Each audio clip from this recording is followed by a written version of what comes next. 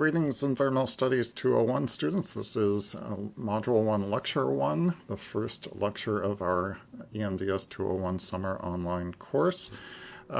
This lecture is going to be a little bit different from most because what I want to do is give you a sense of how we're going to approach the issues that we cover in the course. And as you see, what I'd like to do is start by asking this question of why do environmental problems happen to begin with?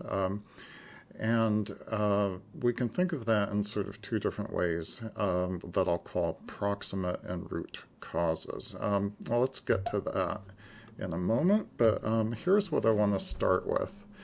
I think it's pretty clear that from history that humans are pretty good at creating environmental problems. And we can see, for example, on the screen, the 1930s Dust Bowl. It was really a human-caused tragedy, and it was a human and ecological catastrophe in the sense of impacting both people and the environment, but entirely caused by human actions, combined with certain weather conditions and so on, but it wouldn't have happened without certain kinds of human choices. And so we can ask questions about, well, why were those choices made? Unfortunately, those weren't unique choices or unique outcomes in the 1950s. And actually, even if you go back into the 1800s or so, in the period of the early Industrial Revolution in England, you saw examples where there was actually such bad air quality resulting from industrial emissions that people actually died in large numbers. Thousands of people died. And this was, of course, in the 19th, 20th, 21st century, one of the most advanced economies in the world, and yet people were dying of entirely human-caused environmental problems. And this is, unfortunately continued well into the 20th century as well as the 21st century. In some ways, one of the kind of pivotal moments in the history of environmental consciousness came in Japan in 1956, when it was discovered that mercury poisoning from a mine from a fertilizer plant was leaking into Minamata Bay in Japan and poisoning fish, but then also poisoning the people who ate the fish, as well as non-human life. For example, domestic cats were noted to be having neurological disorders, birth defects, and so on. And it was a real wake-up call. Japan being one of the most technologically advanced countries in the world and so on, and took pride in having a clean environment and so on. So for these sorts of human and ecological catastrophes to be happening was sort of a wake-up call. It was another wake-up call in the 1960s in the U.S. that really kind of got in many ways got the attention of the U.S. and population, and generated a lot of activity in environmental activism. For example, in 1969, the Cuyahoga River in Ohio actually caught fire because the amount of pollutants, flammable pollutants in this case, obviously, that had been dumped into the river. So when rivers catch on fire, you really have to say something's sort of not right in this picture. This was also a similar story in Santa Barbara in Southern California in 1969 when an oil platform leaked and caused massive oil pollution on some of the most beautiful, pristine beaches of California, with heartbreaking consequences for wildlife and so on.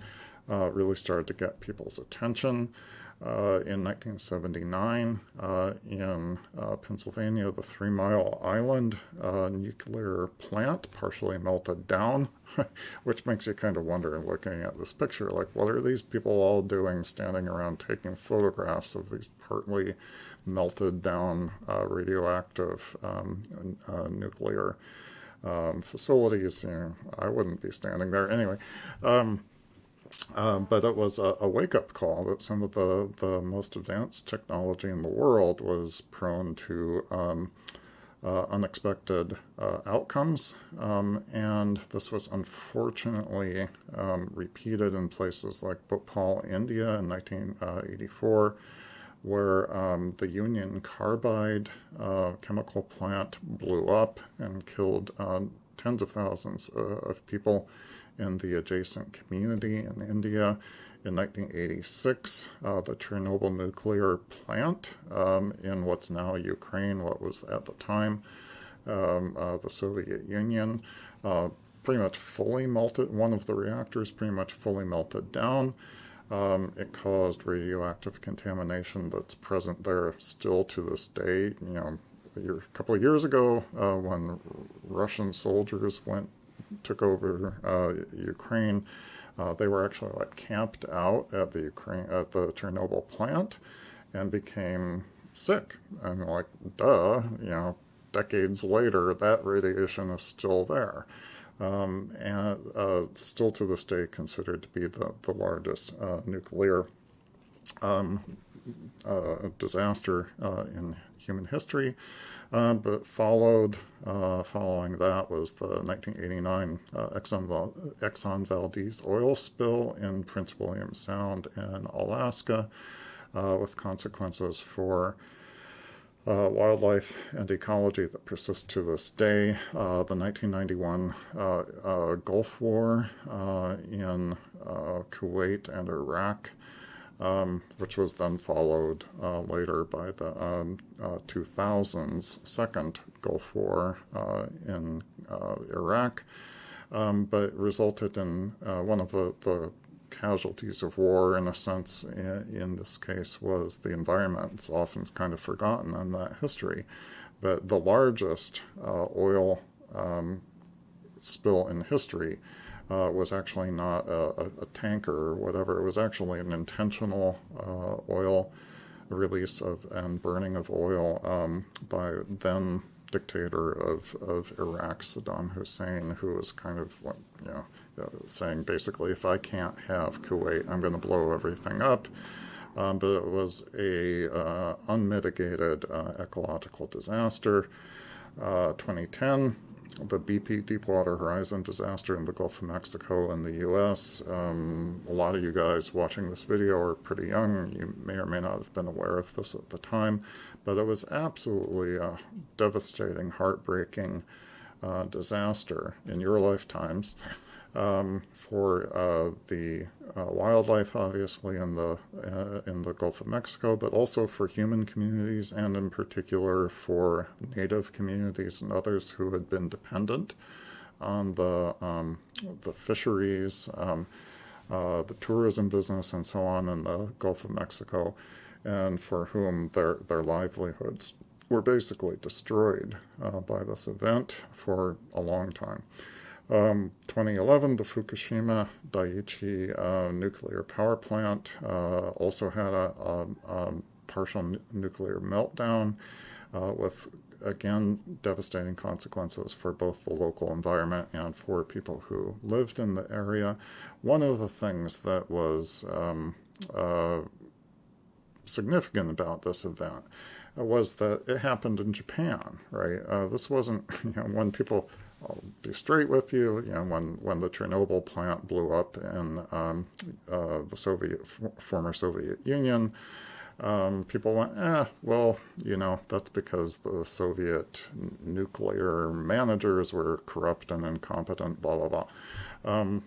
That's a lot harder of an argument to make in Japan, arguably the most technologically advanced country in the world, and yet it had one of the worst nuclear disasters in the world as well. Fast forward a little bit, almost up to the present, 2015, 2016, the Flint, Michigan water crisis, where people were drinking lead in their water, where the public water supply was contaminated by lead. People were drinking it. People's, especially children's development, health and development was permanently damaged in many cases. And then we have, for those of us who do live in the Pacific Northwest, we have things going on in our neighborhood too that are pretty troubling. The Hanford Nuclear Reservation in eastern Washington State is considered to be one of maybe the most toxic place on Earth, resulting from World War II. Radioactive experiments, the Manhattan Project, which was begun at Hanford, and is now one of the most toxic places on the planet, and is immediately adjacent to the Columbia River, which raises all kinds of concerns about possible contamination of the most important water body, apart from the Pacific Ocean itself, in the region. Other places, Australia, because of climate change and urban development and so on, in places that are prone to fires. In 2019 and 2020, Australia's so-called Black Summer fires killed something on the, heartbreaking, on the order of 3 billion animals. And this is unfortunately probably a foreshadowing of disasters that are likely to come. So, I mean, you could fast forward up to the present day with using all sorts of similar examples. So, unfortunately, it's super clear that humans are very good at creating environmental disasters. If you click around through all of these ecological disasters, they were all directly or indirectly caused by human action. So you have to ask this question, why is it that humans create these problems? We will dig into that question throughout the rest of this course. But first, let's pause to remind ourselves that it doesn't have to be that way. There are also success stories. For example, right here in Oregon in the 1960s, there was an effort by the public, by politicians, but led by public demand, for making beaches in Oregon accessible to the public, which is not something that is the case in many other coastal states. Oregon actually has the most progressive, in the sense of public interest, the most progressive laws in terms of making sure that the public has access to the beach. It was a choice that people made. If you go to places like Florida or Southern California, and you look at the beaches, and it's just basically one long strip of condos where you can't see the beaches. It's very difficult to get to the beaches and so on. A choice was made in Oregon not to do that. At the federal level, the 1970-1990, created first in 1970, overhauled and improved in 1990. The Clean Air Act has probably saved, in fact, there are various sorts of estimates of this, but certainly millions of human lives, prevented a lot of suffering, respiratory diseases, and so on. Air quality in the United States is absolutely better than it was, a generation or two ago, without question. So this is, these are big accomplishments. Clean water as well, all sorts of examples of this at the federal as well as state and local levels. The water quality across the U.S. is better today than it used to be. And In some specific instances, we've actually gone after very specific pollutants, like the ban on DDT. This goes way back in the 1960s and 1970s. But we chose to ban DDT, this very toxic pesticide that turned out to have devastating effects on, among other things, bald eagles, but a whole range of other birds and wildlife as well. We chose to ban that specific pesticide, and as a consequence, we have bald eagles today. Those of you who live in Eugene much of the year, if you go to the Riverside Park on the Willamette River, you'll often see bald eagles up in the trees. That was not the case a couple of generations ago in the 1970s. We made a choice to not allow the bald eagle to go extinct, and you can choose all sorts of other examples: the Florida manatee, the black-footed ferret, the gray wolf. There's a long list, actually, of species that we've chosen to protect and prevent from going extinct. Back to Oregon for a moment, we have some of the most progressive, if you see it that way, or onerous state, Soviet-style regulatory policies, if you don't like the policies, depending on your point of view. But we certainly have some of the most aggressive land use planning policies in the country right here in Oregon that prevents sprawl, looks like this, from spilling onto farmland or rural or natural areas and so on.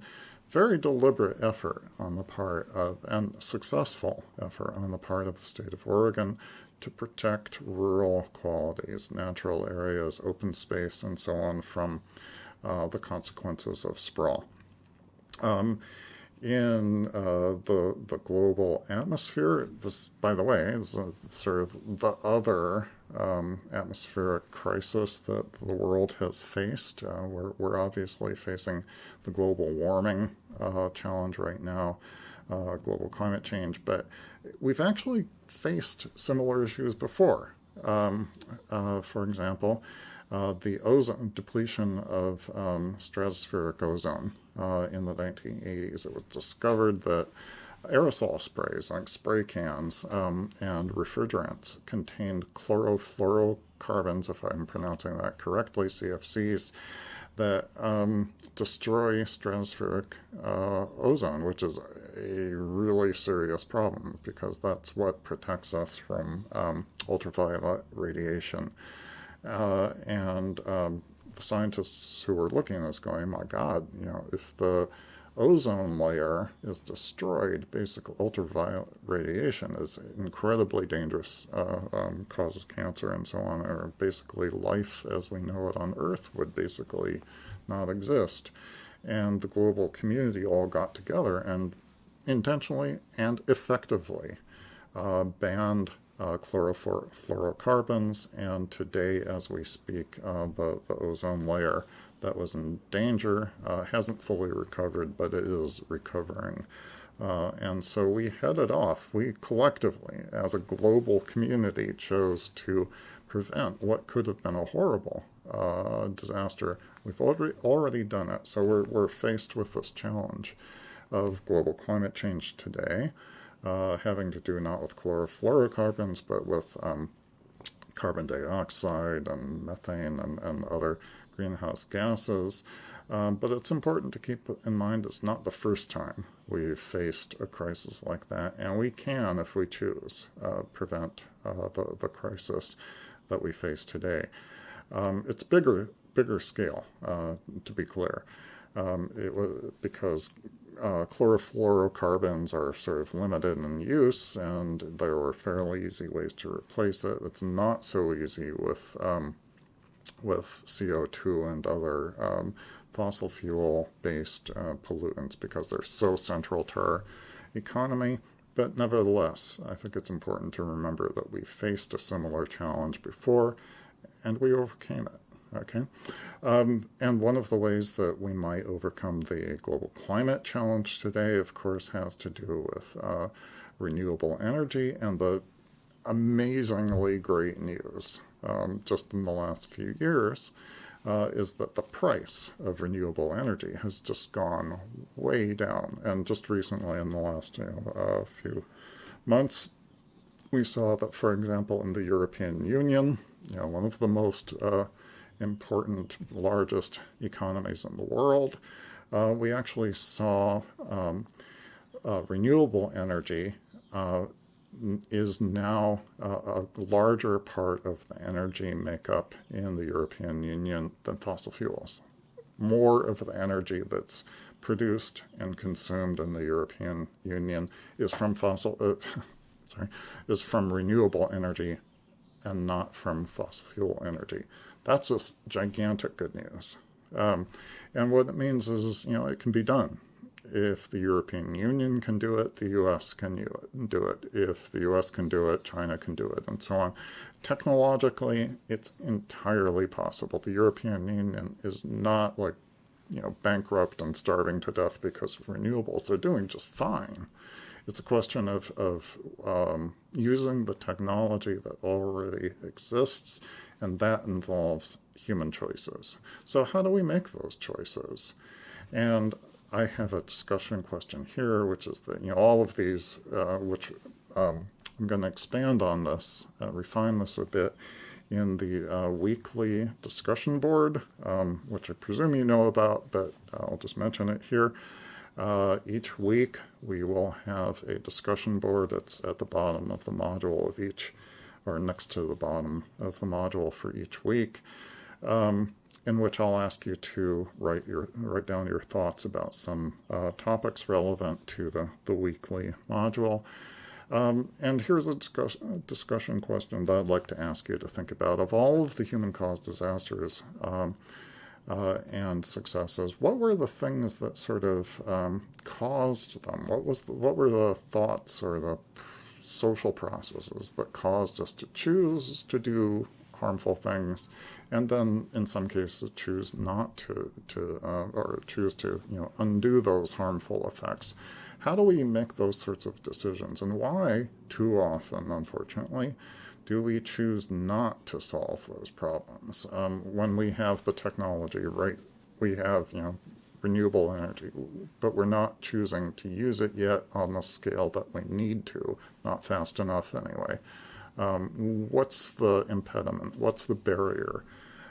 Technology is not the barrier. Science is not the barrier. It's the social issues that are the problem at this point. How, as a society, do we choose or not choose to solve these problems? That's the challenge that we have, and that's what we cover in this course. I'd like to actually ask you your initial thoughts on that on the discussion board this week. Let me mention that before, that's most of what I want to talk about today, but I want to finish up by thinking about how we can think of these questions in terms of proximate and root causes. And throughout this course, I'm going to sort of encourage you to be thinking about root causes as opposed to proximate causes. Now, okay, what does that mean? All right, well, let's start with this observation. So you have the planet. The planet's in trouble. This is a problem for physical scientists, right?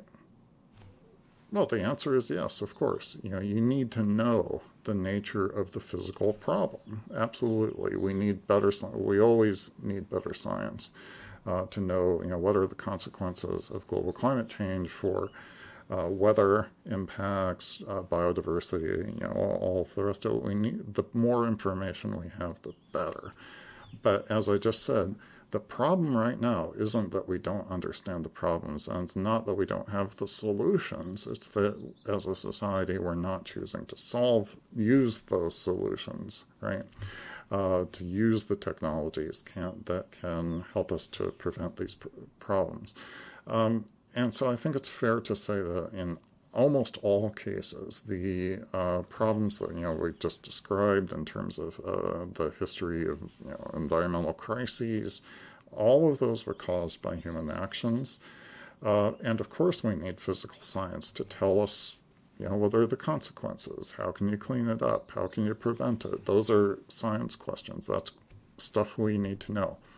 But what we've seen is that even when we have the science, even when we have the technology, we too often choose not to solve the problems, or we choose to solve them reactively once a disaster has happened. How can we, as a society, be more proactive to avoid, in the sense of solving problems at the end of the tailpipe or at the point of the smokestack, and think more in terms of preventing those sorts of problems from occurring to begin with.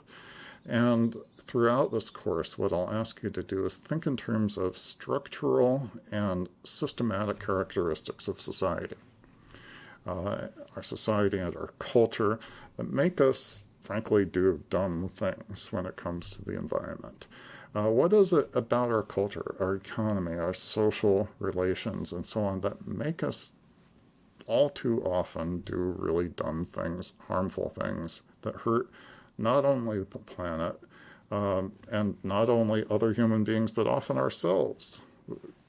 We ourselves are doing things that come back and bite us. Why do we choose to do that? Seems kind of dumb, right?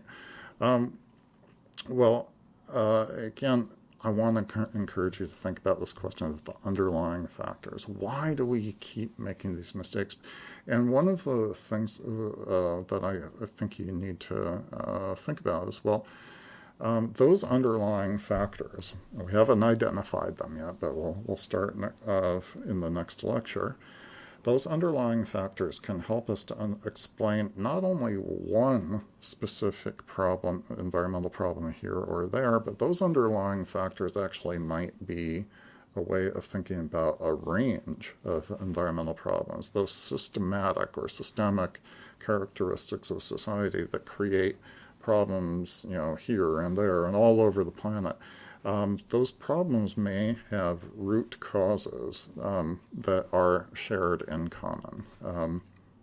I hope that makes some sense. It'll make more sense when we get to the specific conversations about root causes. So that's what this course is about. It's about thinking about those systemic characteristics of our society, our economy, our culture, that contribute to the creation of environmental problems.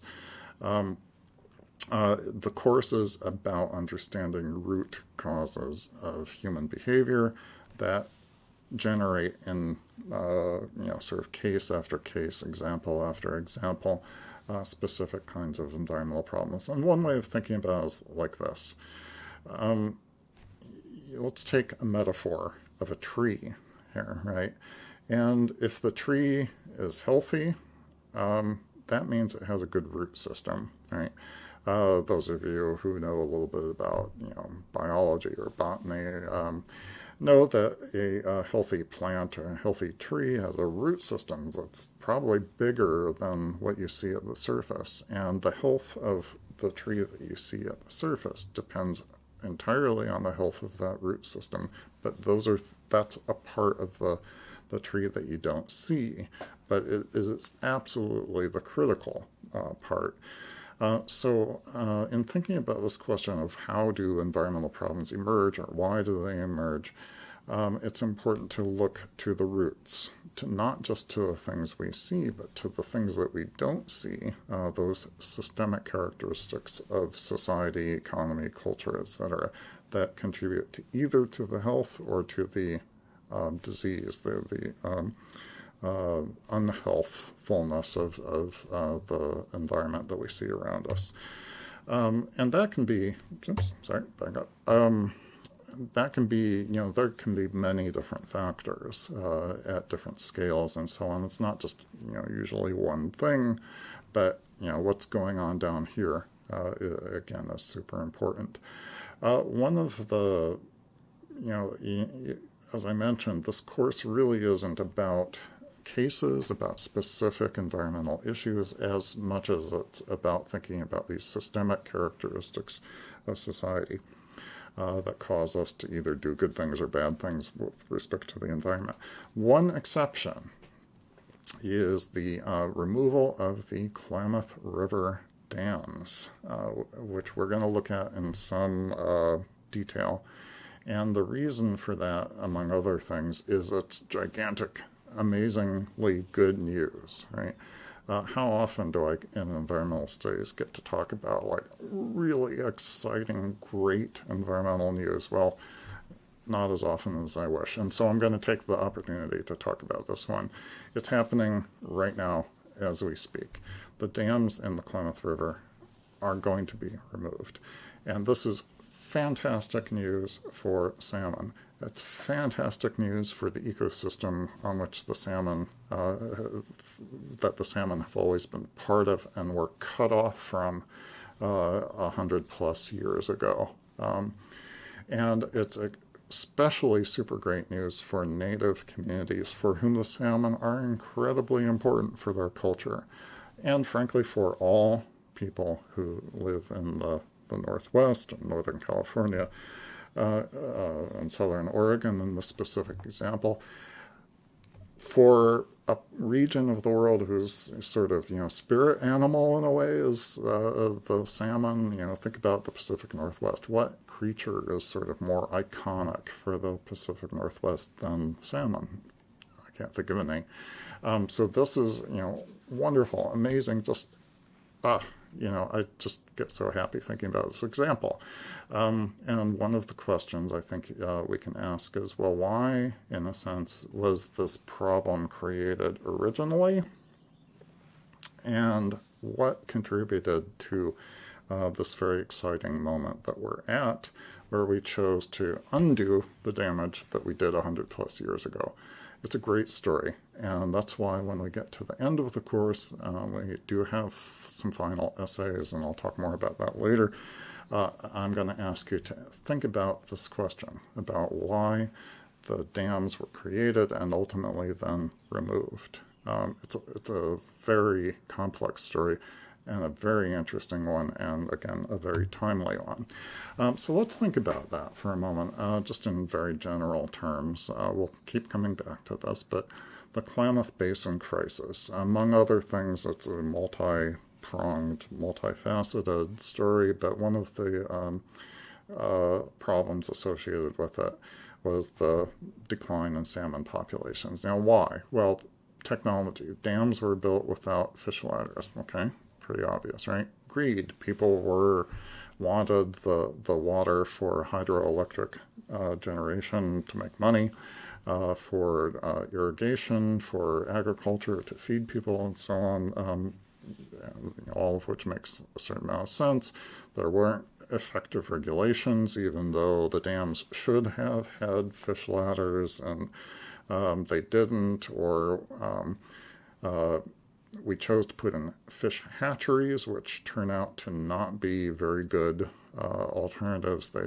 It's really not a solution. It was thought of as a solution to the decline of wild salmon that resulted from the creation of the dams. So those regulations that allowed people to, in effect, replace a free-flowing river with a fish hatchery were not good ideas in terms of regulations. You might say, well, maybe it's just more people are around. Well, there's some truth to that, but we'll come back to that specific question, population. And I'll mention that it's not nearly as simple or obvious as it might sound. A lot of people say, oh, population growth is the main environmental problem. That's not actually the case more often than not, I would argue. We'll come back to that.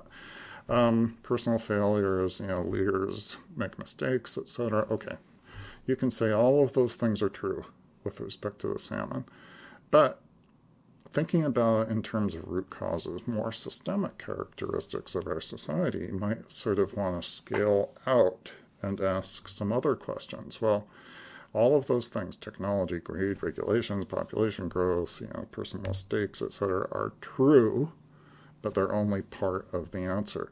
What about our culture? What is it about our culture that sort of led us to think, okay, controlling the river, dominating the nature, and so on is a good idea. Maybe we should have had more, modesty or humility in terms of sort of messing with nature, sort of transforming nature. Nah, that wasn't the way people were thinking in the early 20th century. People were talking about dominating and controlling nature as unmitigated good things. It was part of progress.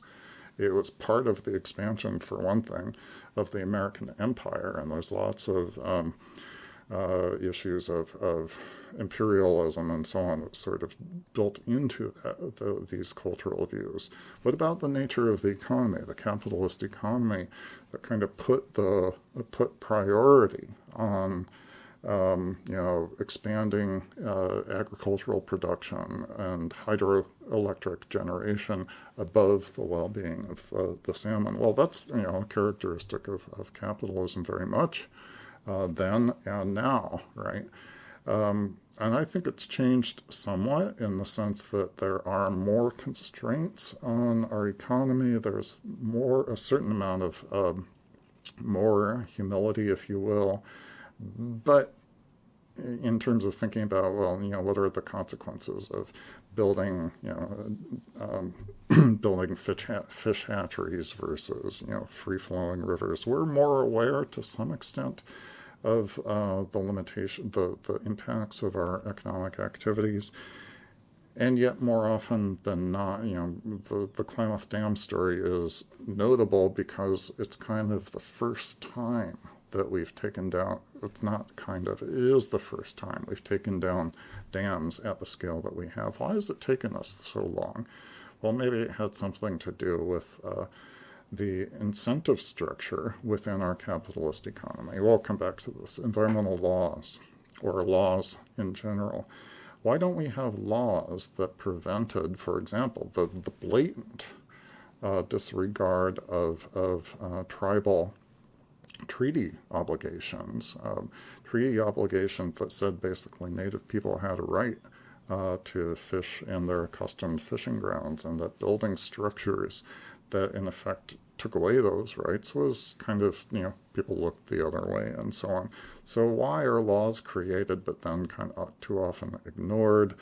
Well, that might have something to do with certain kinds of social relations, including, for example, racism. But, law, when it came to Native rights, was frankly often just overlooked. Treaties that were made in good faith and signed on paper were just systematically ignored, right? Time after time after time. Almost without exception, in fact, treaties were simply ignored. And that had to do with, why can you ignore law, and why can you treat other people as as second-class citizens?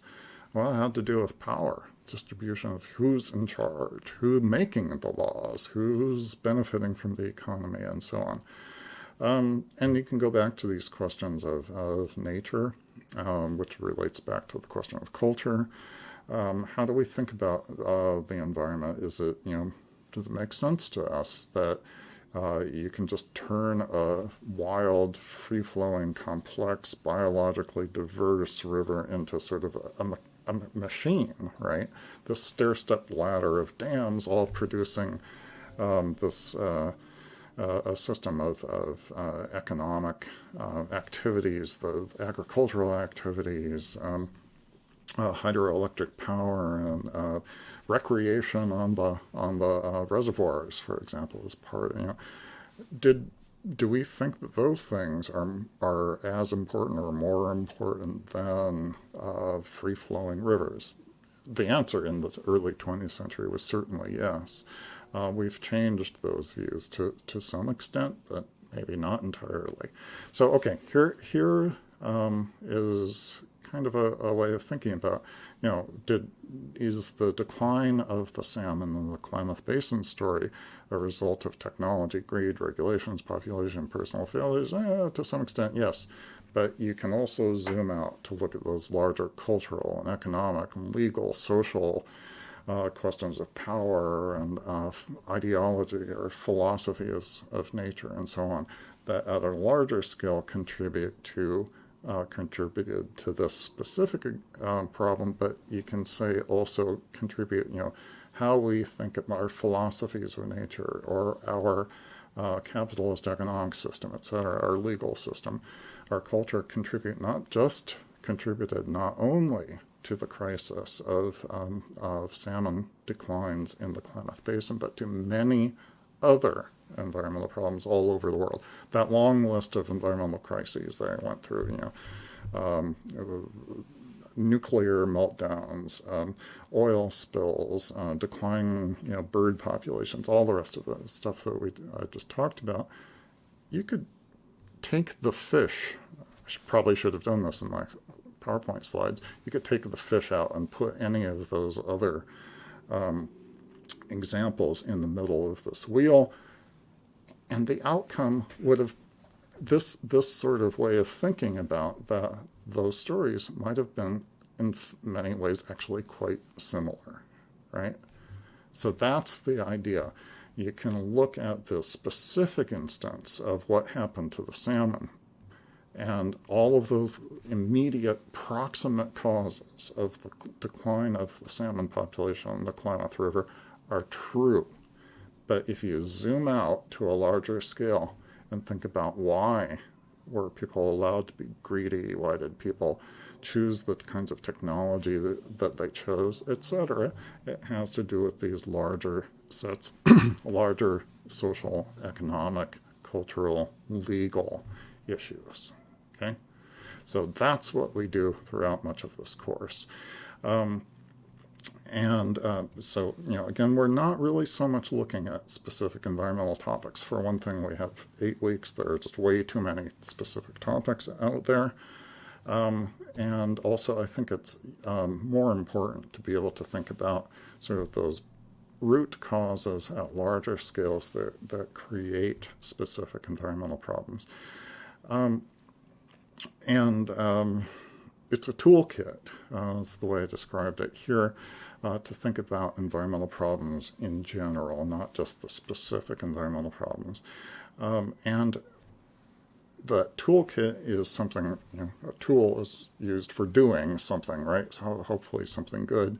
In thinking about why do we create environmental problems to begin with, you also begin to naturally think about what can we do to solve those problems. If the root causes down here, if there's something going on below the surface at the root level, that's a problem.